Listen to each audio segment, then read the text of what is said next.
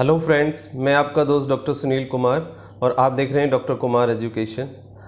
Last 2 days से social media पे और लोगों के बीच और डॉक्टरों के बीच एक डिस्कशन है जो कि बहुत ज़्यादा दुख के साथ एक बहुत सैडनेस है। लोग डॉक्टर के अग्रवाल की डेथ के बारे में बात कर रहे हैं और लोगों में एक सबसे बड़ी जो चर्चा का विषय है वो ये है कि 2 वैक्सीन के डोज लेने के बावजूद भी एक इतना एक्टिव और इतना नॉलेज वाला इंसान, एक इतना अच्छा कार्डियोलॉजिस्ट जिसने हेल्थ एजुकेशन के फील्ड में और हेल्थ के फील्ड में बहुत अच्छा काम किया और वो कंटिन्यूस पिछले कुछ समय से लोगों को डेली बेसिस कोविड-19 इन्फेक्शंस के वो ट्रीटमेंट प्रोटोकॉल हो या फिर दूसरे एस्पेक्ट हो, होम आइसोलेशन वाली बात हो या बचाव की बात हो, पॉजिटिवली एजुकेशन देते रहे, बहुत अच्छा काम करते रहे और स्टिल लास्ट मोमेंट पे भी उन्होंने जब तक उनकी बॉडी ने, उनके शरीर ने साथ दिया, लोगों के साथ कम्युनिकेशन किया, एजुकेट किया और पूरा जीवन उन्होंने डेडिकेट किया हेल्थ साइंस के लिए। तो सबसे पहले उनको एक श्रद्धांजलि और उनसे हमें जो भी सीखने को मिला, और वो एक मेंटर रहे, रोल मॉडल रहे, एक टीचर रहे हमारे, और उन्होंने हमें बहुत मोटिवेशन भी दिया और उन्होंने CPR पे बहुत काम किया। एक्सीडेंटल केस को कैसे हम बचा पाएँ उस पे उन्होंने बहुत एजुकेशन के लेक्चर्स दिए। तो ये एक बहुत सैड न्यूज़ है। लेकिन सबसे गलत बात जो मैं देख रहा हूँ सोशल मीडिया पे, बहुत सारे लोगों ने उनके नाम के साथ बहुत सारे वीडियो बनाए हैं, उस कंडीशन पे बहुत सारे वीडियो बनाए हैं और सब अपने अपने हिसाब से चीज़ों को डिफ़ाइन करते हैं। ये बिल्कुल गलत है, ये बिल्कुल बेसलेस है। तो अब एक क्वेश्चन है कि जो लोग पूछ रहे हैं, मेरे पेशेंट ने भी पूछा, क्लिनिक में भी लोग पूछ रहे हैं कि डॉक्टर के अग्रवाल की डेथ हो गई 2 वैक्सीन लेने के बावजूद भी, दोनों डोज लेने के बावजूद, तो वैक्सीन का अपना क्या एक मतलब एफिकेसी है, क्या उसकी इफ़ेक्टिवनेस है और क्या वैक्सीन काम करता है। तो ये बहुत सारी चीज़ें सामने आई हैं। तो सबसे पहले आपको एक बात समझनी होगी कि यदि कोई इंसान वैक्सीनेट होता है 2 डोज लेने के बावजूद भी, जो फार्मा कंपनीज़ ने और जो साइंटिस्ट ने क्लेम किया है, जो रिसर्च के बाद हमारे सामने आई है कि 75 to 85% तक एक कवरेज होता है। यानी 100 लोगों को यदि वैक्सीनेट किया जाता है तो उसमें से लगभग 80% लोगों को एंटीबॉडी बनते हैं।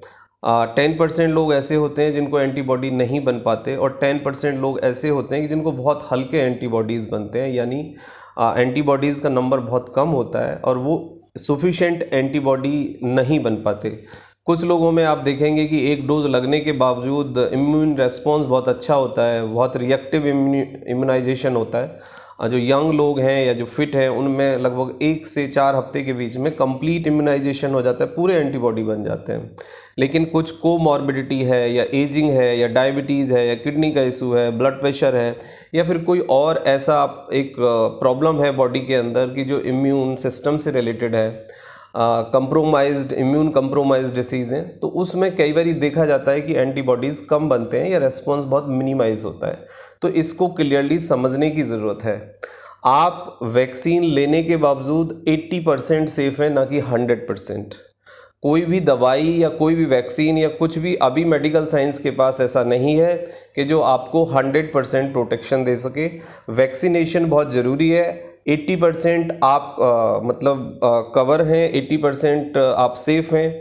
और सबसे बड़ी बात यह है कि इन्फेक्शन रिपीटेडली हो सकता है, लेकिन हॉस्पिटलाइजेशन या इमरजेंसी वाली कंडीशन या सीरियस वाली कंडीशन से 80 से 85% लोग बच पाएंगे। जो 1000 लोगों की स्टडी है, क्लिनिकल स्टडी, उसमें जब उनको इन्फेक्शन हुआ तो 5 to 10% लोगों को ही दोबारा इन्फेक्शन हुआ और मैक्सिमम जो लोग थे, वॉलंटियर्स थे, वो normally mild to moderate category में ही आए और नॉर्मल मेडिकेशन से ठीक भी हो गए। तो ये एक वैक्सीनेशन का एक स्टेटस है। और ये जो सोशल मीडिया पे जो वायरल वीडियोस हैं, जो बहुत ज़्यादा वायरल करने के लिए वीडियो को या अपने आप को या फेमस करने के लिए आजकल लोग कुछ भी बोल देते हैं जिसके पीछे कोई क्लिनिकल साइंस या कोई क्लिनिकल डेटा या कोई साइंटिफिक समझ नहीं होती है। तो प्लीज़ आप इस तरह के वायरल वीडियो से बचें। एक्सपर्ट जो कि एक्सपर्ट हैं, जो क्लिनिकल डेटाबेस बात करते हैं, साइंटिफिक बात करते हैं, उन्हीं लोगों को सुने। अब इससे अगली बात यह है कि इम्यून रेस्पॉन्स क्या है। हर इंसान का इम्यून रेस्पॉन्स डिफरेंट होता है। तो कुछ लोगों में इम्यून रेस्पॉन्स पुअर हो सकता है, तो उससे परेशान होने की कोई आवश्यकता नहीं है, लेकिन वैक्सीन ज़रूर लें। और मैं आपको लास्ट में एक ही रिक्वेस्ट करूँगा कि जो कोविड प्रोटोकॉल है वो फॉलो करें, मास्क लगाएं, सैनिटाइजेशन का ध्यान रखें, डिस्टेंस मेंटेन करें, भीड़ भाड़ वाली जगह पे ना जाएं, और वैक्सीनेशन आप जब भी आपको मौका मिलता है आप वैक्सीन ज़रूर लगवा लें। तो यही एक तरीका है, यही एक वे है।